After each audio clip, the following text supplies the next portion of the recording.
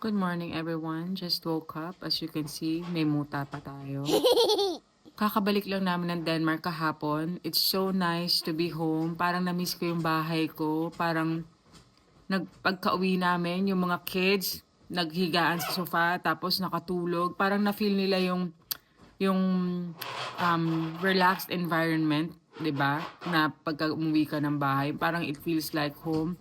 Kami rin nakapagpahinga kagabi, nakatulog ng maaga, sobrang knockout kagad talaga, yung talagang wala nang patumpik-tumpik pa, tulog na kagad. Wala lang, pagka nauupo ako dito sa office chair ko, dito sa may parang, tingnan mo, pagka gantong nag-film ka, tas pagka yung, alam mo yung nag-umpisa ka mag-film, di ba? Saka sila magdadatingan, itong mga pasaway na to, talagang nanggugulot.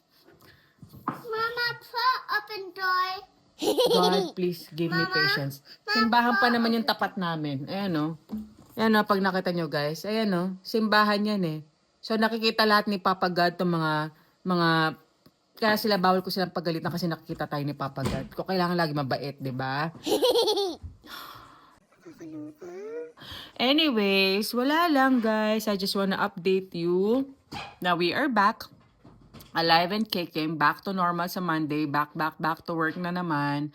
Wala lang, ano bang pwede nating i-content, pwede tayong mag-cooking, pwede tayong mag-vlogging, pwede tayong mag-day-to-day, pwede rin tayong mag-exercise, pwede ko rin ipakita sa inyo kung paano ako nag-exercise to keep my shape through kettlebell. Oh, charot. Kala mo naman ang ganda ng katawan. Pero hindi naman. Sana lang,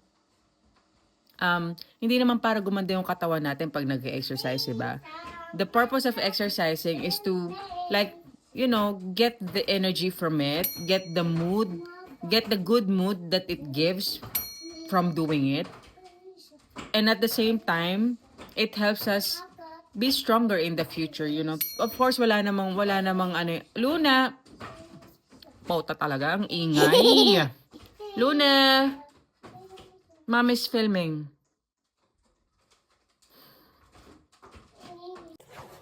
Sa bulate na lang talaga hindi bumiterma. Tetektosan ko na to.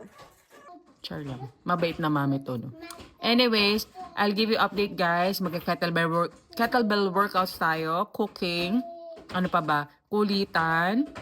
Dramahan. Kung anong gusto nyong pag-usapan. Ayoko lang pag-usapan yung politika, ha? Kasi alam niyo naman ako, medyo na-unfriend ng iba dyan.